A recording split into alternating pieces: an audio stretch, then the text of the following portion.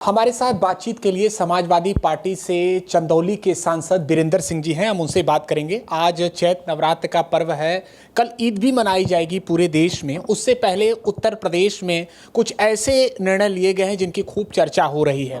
वाराणसी की पहले बात कर लें कि वाराणसी में जो नगर निगम का क्षेत्र है वहाँ मीट की जो दुकानें हैं वो बंद रहेंगी। इसके अलावा धार्मिक स्थलों के निर्धारित क्षेत्र तक बंद रहेंगी। इन सभी निर्णयों को बीरेंद्र जी कैसे देखते हैं? ये सभी निर्णय राजनीतिक है और चूंकि ये मामला धर्म से जुड़ा है, इस पर बहुत टिप्पणी नहीं की जा सकती। एक सांसद आप जो आपकी पार्टी से जुड़े हुए हैं, उन्होंने सदन में कुछ ऐसा कहा जिसको लेकर खूब हंगामा हुआ। करणी सेना उनके आवास तक पहुंची, इसके बाद भी तमाम बातें उनको लेकर कही गई। अब करणी सेना का ये कहना है कि आने वाले कुछ दिनों में एक बार फिर से उनके आवास पर वो कूच करेंगे। नाराजगी अभी भी उनकी नहीं थम रही। देखिए, ये मामला उत्तर प्रदेश के माननीय मुख्यमंत्री के अधीन है। ये कानून व्यवस्था को कैसे ठीक रखते हैं। जहाँ तक सदन का मामला है, सदन में कई बातों का संज्ञान सदन के पीठ को लेना चाहिए। अगर ये कुछ शब्द गलत थे तो पीठ को अधिकार है कि उसको वापस लेने, उसको ऑथेंटिकेट करने का वो आदेश दे सकते थे, लेकिन पीठ ने ऐसा काम नहीं किया। तो ऐसी परिस्थिति में कुछ लोगों को नाराज़गी व्यक्त करना स्वाभाविक है, लेकिन नाराज़गी व्यक्त करने के लिए कई तरीके होते हैं, लोकतांत्रिक तरीके होते हैं। आप उनका पुतला फूंक सकते हैं, सड़क पर विरोध प्रदर्शन कर सकते हैं, पोस्टरबाजी कर सकते हैं, लेकिन लोकतंत्र में अधिकार नहीं है कि किसी के घर पे चढ़कर आप पत्थरबाजी करें। राणा सांगा के व्यक्तित्व को आप कैसे देखते हैं? हालांकि इस दौरान इतिहास की बातों की चर्चा हो रही है, लेकिन आपको क्या लगता है कुछ ऐसी बातें सदन में हुई जो एक समाज को ठेस पहुंचा गई? देखिए,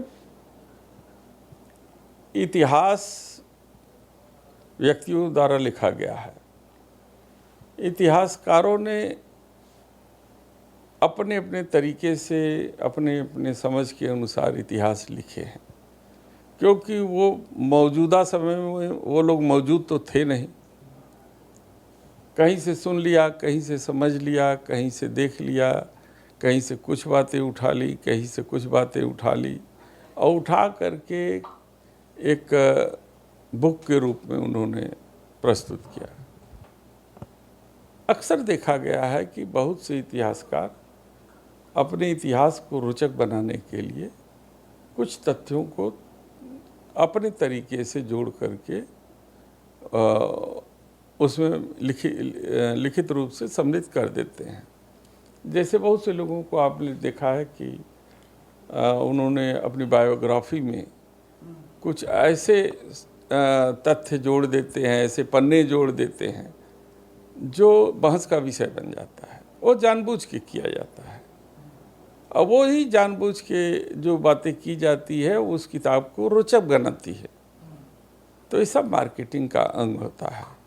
तो ऐसी परिस्थिति में मेरा मानना है कि किसी जिम्मेदार व्यक्ति को इतिहास का दृष्टांत देते समय इस बात का ख्याल रखना चाहिए कि हमारी कही गई इस बातों से किसी वर्ग विशेष, किसी जाति विशेष को कष्ट न पहुँचे, इसका ध्यान देना चाहिए। चूँकि ये बात उनके सामने लगातार सामने वाली जो वर्तमान में सरकार है वो ध्यान नहीं रख रही है, तो कई बातों के दौरान इस बात को रामजी लाल सुमन जी ने रखा है और उस पर जो कार्रवाई करनी चाहिए थी अध्यक्ष को करनी चाहिए थी, लेकिन अध्यक्ष जी ने नहीं किया और उसका परिणाम जो है कि इस तरीके को देखने को मिला कि हमारे अनुसूचित जाति का एक व्यक्ति जो पीडीए का मेंबर है उसको व्यक्तिगत रूप से इंगित करके प्रताड़ित करने की कोशिश कर गई, जो लोकतंत्र में कभी भी जायज़ नहीं ठहराया जा सकता। सौगाते मोदी की जो किट है वो वितरण किया जा रहा है। इसके अलावा प्रदेश के मुख्यमंत्री का ये भी कहना है कि सबसे ज़्यादा सुरक्षित उत्तर प्रदेश है मुसलमानों के लिए। ये बड़ी अच्छी बात है। अगर वो उत्तर प्रदेश के मुसलमान ही क्यों कह रहे हैं, पूरा उत्तर प्रदेश उनके नेतृत्व में यदि सुरक्षित है तो बहुत अच्छी बात है। लेकिन जहाँ तक सौगाते प्रधानमंत्री जी के द्वारा जो सौगात दिया जा रहा, और मुझे जहाँ तक जानकारी है कि मुस्लिम समाज में एक बहुत अच्छी प्रथा है कि कुछ लोग जो व्यापार करते हैं, जिनके पास संपत्तियाँ ज़्यादा हैं, वो अपने व्यापार का कुछ हिस्सा ज़कात के लिए निकाल देते हैं, और वो ज़कात इतने पवित्र तरीके से लोगों में देते हैं अपने समाज के, जिससे उनके मान सम्मान और स्वाभिमान में चोट नहीं पहुंचती। तो जितना सौगात नहीं माननीय प्रधानमंत्री जी ने दिया, उससे ज़्यादा मान सम्मान पर चोट पहुंचा करके गरीब मुसलमानों का मजाक उड़ाया, जो कहीं से जायज़ नहीं ठहराया जा सकता। क्योंकि हमारा जो धर्म है, हमारा जो परंपरा है, वो ये कहता है कि यदि किसी की मदद दाएं हाथ से करो तो उसका पता बाएं हाथ को भी नहीं चलना चाहिए, तब तो वो सवाब का कारण होगा। नहीं तो वो प्योर राजनीति है, राजनीति के अलावा कुछ भी नहीं। आवश्यक बाजा बजाया गया इसका।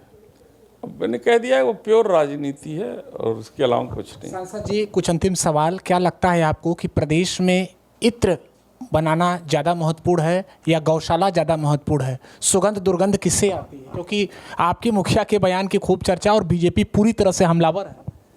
वो सब आप लोगों की देन है।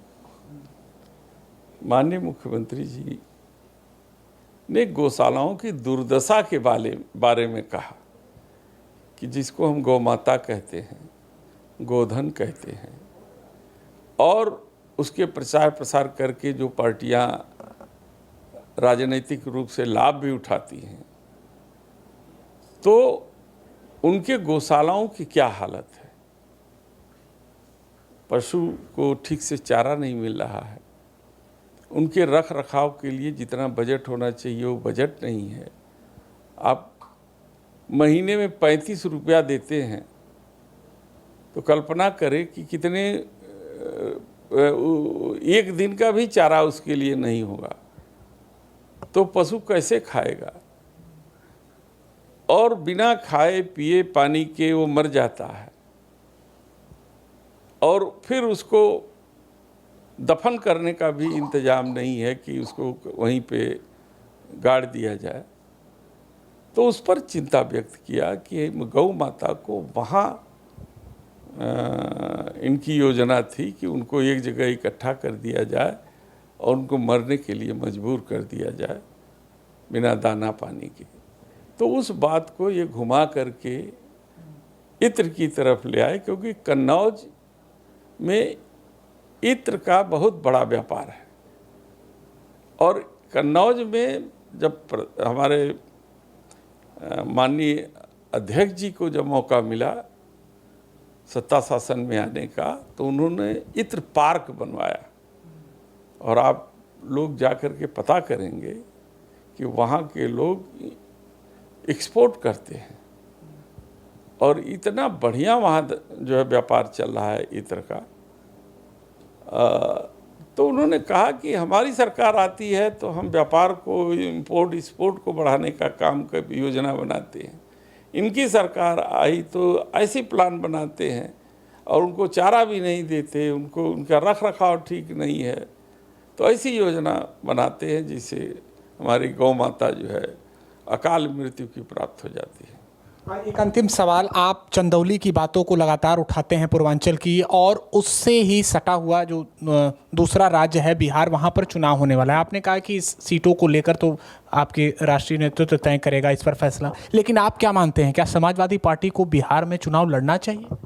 मैंने पहले भी कह दिया कि जो अधिकार क्षेत्र मेरा नहीं है, उस पर हम कोई टिप्पणी नहीं कर सकते। और शुक्रिया तमाम विषयों पर बातचीत के लिए। ये थे हमारे साथ समाजवादी पार्टी से सांसद बीरेंद्र सिंह जी, जिन्होंने तमाम विषयों पर बातचीत की।